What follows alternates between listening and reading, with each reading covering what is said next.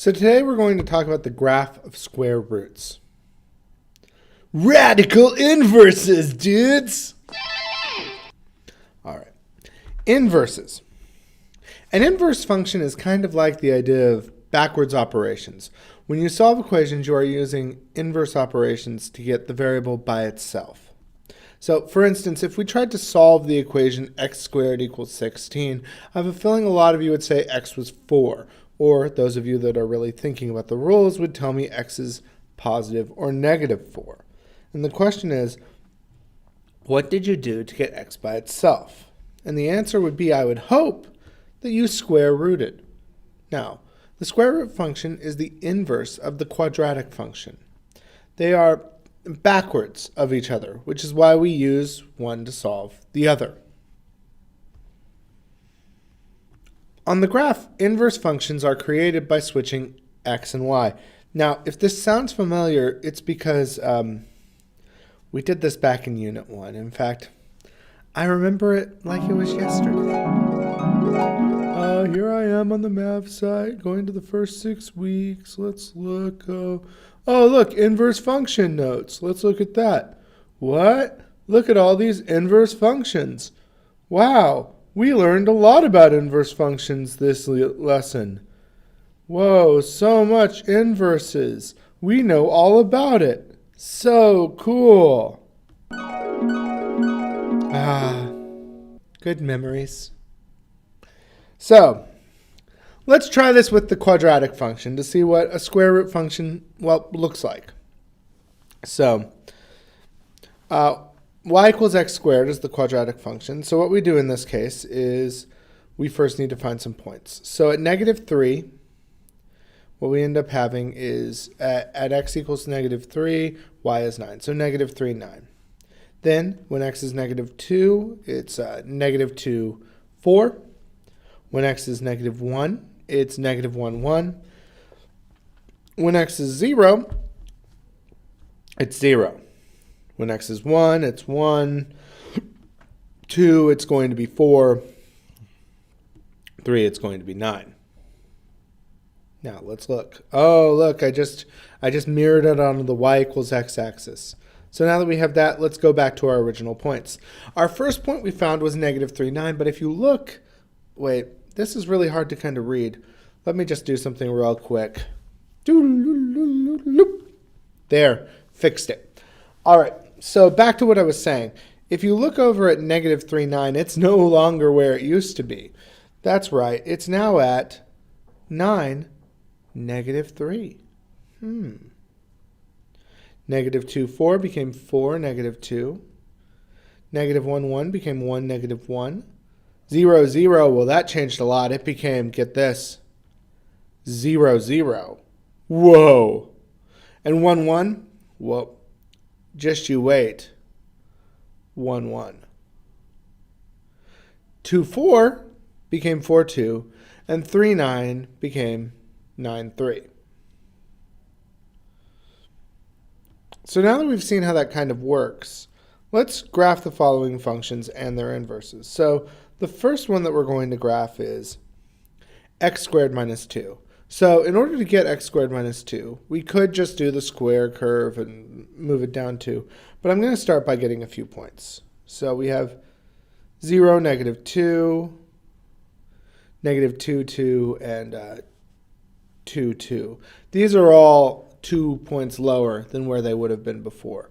Because negative 2 squared is 4. 4 minus 2 is 2. And same with 2 squared. So now that I have that, I can graph my x squared minus 2. See? Boom. There we go. Now, here's the thing. I need some new points. So I'm going to start with 0, negative 2. I'm going to move that to its inverse. So 0, negative 2 becomes negative 2, 0. Now I'm going to move that blue one up there, negative 2, 2. That's going to switch from being negative 2, 2 to, in fact, to negative 2. Now for the really weird one, that 2, 2, it's going to really change. It goes from 2, 2 to, 2, 2. And then it gets its inverse, which is 2, 2. So, there we go. That's the function and its inverse. Now notice, we're going to get into this in a little bit, but is that inverse a function as well? Just something to think about. Okay, so now let's graph the following function and its inverse with this one. It says negative 1/2 x cubed. So I'm going to start with 0, and when x is 0, y is 0. Now I'm going to plug in 2. So 2 cubed is 8, but negative half of 8 is going to be negative 4. So we have 2 negative 4, which also means that negative 2 is going to become positive 4. Now that I have these 3 points, I can go, boom. There we go. That's our graph. Now we're going to move some stuff around. So the first one I want to move is that sweet, sweet center, which, oh, it didn't move at all because 0, 0 when I switch the x and y is still 0, 0. Now let's talk about 2, negative 4. That's going to move all the way to negative 4, 2. And negative 2, 4 is going to move to 4, negative 2, which means our graph ends up looking like boom. There we go. Okay, so now that we've talked about these, we're going to start talking about something else, which is transformations. So, transformations. Now, we will graph square root functions using the transformation rules we learned last semester. The parent function of a square root function is at y equals the square root of x, and its graph looks like this. Now you'll notice that we only have the top half of the graph we were doing earlier. That's because the earlier graphs weren't functions, because there would be two y values for an x. And so because of that, it didn't work. Now, its graph ends up looking like this, so we only take the top half. Let's talk about just for the parent function, the domain is going to be bracket 0 to infinity, because it does actually touch 0. And the range, it once again does touch 0, so it's going to be bracket 0 to infinity. Notice the range is only, once again, the top half, so it only goes from where basically the vertex of the parabola would have been. Okay, so now we're going to graph the radical function. By the way, radical just means a square root or a cube root, any sort of root. We call those radical. Okay, so we are going to state the domain and range as well. So if I wanted to graph this radical function, I'd just start with the basic square root of x right there. But is this the full graph? No, because I'm not taking into account the plus 2. So now that I've taken that into account, we move up 2. That's all that we had to do, which means, guess what? We're done. So now let's state the domain and range. The domain is going to be bracket 0 to infinity, because I didn't move left or right. It still starts at 0. But the range is now starting at 2. So it's going to be bracket 2 to infinity.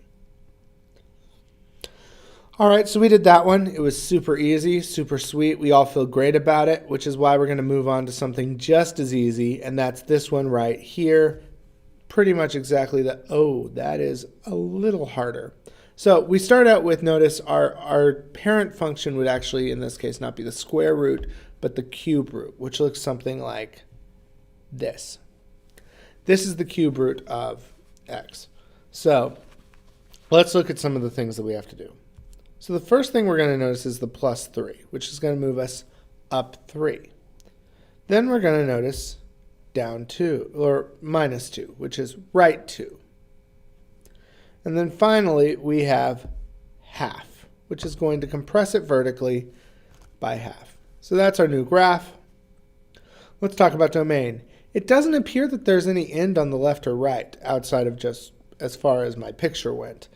So that's going to be negative infinity to infinity. And the range, even though it seems like it's kind of sticking between two numbers, it's going to keep going up. Like if I went to 1 billion, the cube root of 1 billion is still very large. So that's also going to be negative infinity to infinity. All right, so let's try another one. This is going to be another cube root. This one says negative 2 cube root of x plus 2. So first I have to just graph the cube root of x. There we go, graphed. Now let's start with our first part, and that's the negative. And then what the negative is going to do is it's going to flip it on the x-axis. So it's going to look like this. Now the 2, because it is outside of the cube root, is going to vertically stretch by a factor of, well, 2. So everything is twice as large, or twice as stretched. Now, we have our last part, which is plus 2, and that's just going to move us up 2. Now, did any of this change our domain and range? The fact is, the answer is no. We're still going negative infinity to infinity for both. Now, we're going to do one more of these. This time, we're back to square roots. So it's 2 square roots of x minus 2 minus 3. So we're going to start with, here is our square root, x minus 2 minus 3. So first thing I'm noticing is that 2, and what that's going to do is it's going to stretch our thing out twice as long. Now, we have minus 2. That's going to move us 2 to the right. And finally, minus 3 brings us 3 down. So now let's talk about our domain. If you look, our domain starts at 2. It doesn't start at 0 anymore. So our domain is 2 to infinity.